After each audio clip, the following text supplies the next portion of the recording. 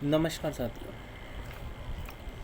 आज हम आपको बताएंगे कि आरबीआई से क्या खुशखबरी आ रही है आम आदमी के लिए, स्पेशली उनके लिए जिन्होंने लोन लिया होता है और ईएमआई डिफ़ॉल्ट हो रही है उनकी। हम आपको बताते हैं। देखिए, आरबीआई ने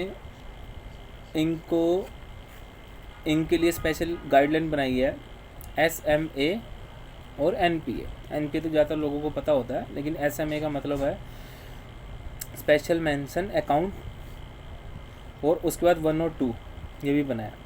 इसका मतलब ये है कि अगर मान लो किसी भी इंसान की एक ईएमआई डिफ़ॉल्ट हो जाती है तो उसको SMA 1 में डालो, मतलब कि स्पेशल मेंशन अकाउंट, इस पर ज़्यादा ध्यान दो।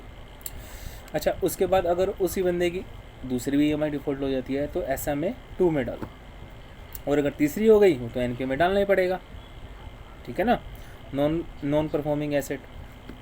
नॉन परफॉर्मिंग एसेट का मतलब ये होता है कि वो ऐसा पैसा है जो कि बैंक के किसी काम नहीं आ रहा, कोई फ़ायदा नहीं दे रहा। अब अगर ये 3 महीने बाद अगर एनपीए करते रहे ऐसे ही, पहली बात तो ये टाइमली करते नहीं है क्योंकि इनका एनपीए बढ़ता है। ठीक है ना। आपने पीछे सुना होगा वो लक्ष्मी विलास बैंक का कितना एनपीए बढ़ गया था। उदाहरण के तौर पे अगर मान लो उसने 100 बंदों को लोन दिया, क्रेडिट कार्ड दिया या बिजनेस लोन दिया, कोई भी लोन दिया किसी भी तरीके का, तो उसमें से 26 से 30 बंदों ने पैसा ही नहीं दिया,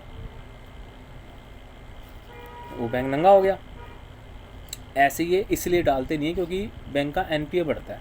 भाई, एक मिसाल के तौर पे आप सोचो कि मान लो आपका 50 लाख रुपए बैंक में पड़ा हुआ है।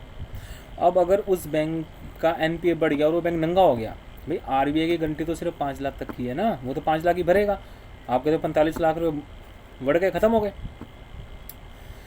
तो इसलिए एनपीए करते नहीं है ताकि एनपीए ज़्यादा बढ़े ना। लेकिन आरबीआई ने गाइडलाइन बना दिया है कि जिसकी भी ईएमआई डिफ़ॉल्ट होती है उसको SMA 1 SMA 2 फिर एनपीए में डालो। अब ये चीज़ करते करते कुछ कंपनियों ने ऐसा किया तो उनके एनपीए 30% तक आ गया, और यही 2-3 महीने तक चलता रहा, वो 60% तक पहुंच जाएगा।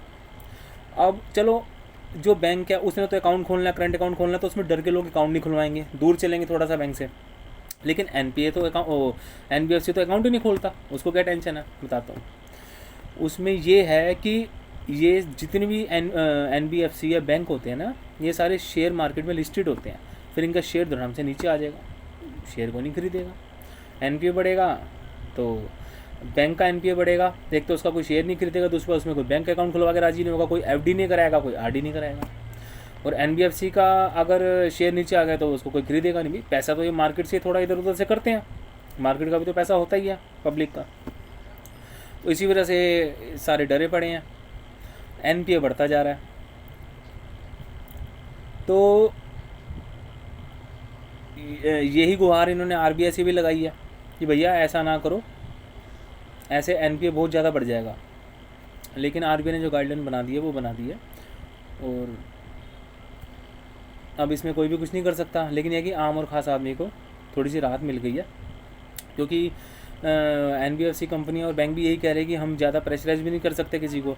भाई बात नहीं समझे, अगर आप किसी को डर दिखाते हो, रोज़ डर दिखाओगे भी, आज तेरे को मैं मार दूंगा, ठीक है, अभी बंदा डर गया, दूसरे थोड़ा और डर गया, तीसरे दिन वो कहेगा साले मारता मूरता तो है नहीं, हमें डराता रहता है, वो भी डर गया। डराओ तो उतना कि जितना डर रहे, वो डर ही खत्म हो गया तो डर किस बात का।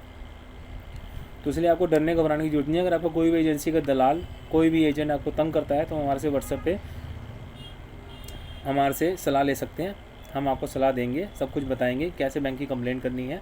क्योंकि कोई भी किसी के साथ ज़बरदस्ती नहीं कर सकता, ये आरबीआई की गाइडलाइन है, ज़बरदस्ती नहीं कर सकते, आप दबाव नहीं डाल सकते उसके ऊपर, कस्टमर के ऊपर, अगर उसके ऊपर पैसा नहीं है तो फिर भी आपको कोई दिक्कत होती है तो आप हमें बता सकते हैं। धन्यवाद।